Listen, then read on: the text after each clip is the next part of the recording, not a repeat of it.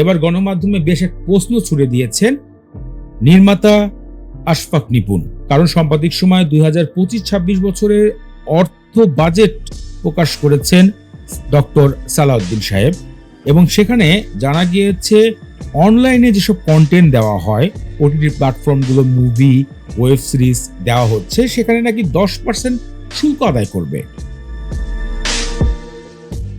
আর এই বিষয় নিয়ে এবার বেশ কড়া মন্তব্য প্রকাশ করে দিয়েছেন পরিচালক নির্মাতা আশফাক নিপুণ।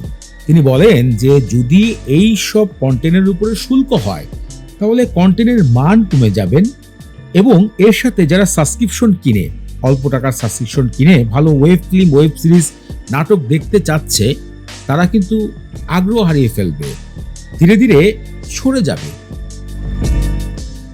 যদি খেয়াল করা যায় তাহলে কিন্তু বাংলাদেশে মাত্র 4-5 বছর ধরেই কন্টেন্টগুলোকে ওটিটিতে দর্শকদেরকে আনা হচ্ছে।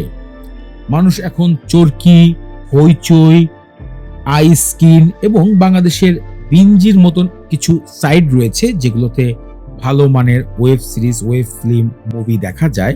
তো সেখানে অল্প কিছু টাকার মাধ্যমেই কিন্তু তারা সাবস্ক্রিপশন কেনে এবং এন্ট্রাইফাই করে। যখন এইসব সাবস্ক্রিপশনের দাম বেড়ে যাবে এবং সিনেমা নির্মাণের জন্য শুল্ক দেওয়া হবে, তখন কিন্তু কন্টেন্টের উপরে প্রভাব পড়বে এবং এর মান ধীরে ধীরে কমে যাবে।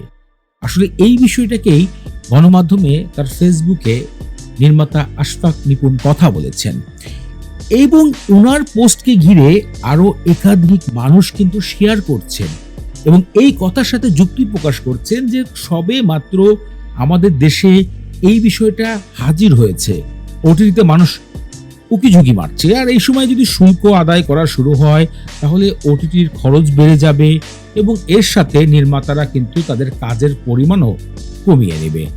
আপনাদের কাছে এই বিষয়টা আসলে কতটা যুক্তি মনে হচ্ছে ভিডিওতে কমেন্ট করে জানাবেন। এন্টারটেইনমেন্ট, সেলিব্রিটি সম্বন্ধে আরো জানার জন্য আমাদের ইউটিউব চ্যানেলটি সাবস্ক্রাইব করে রাখতে পারেন।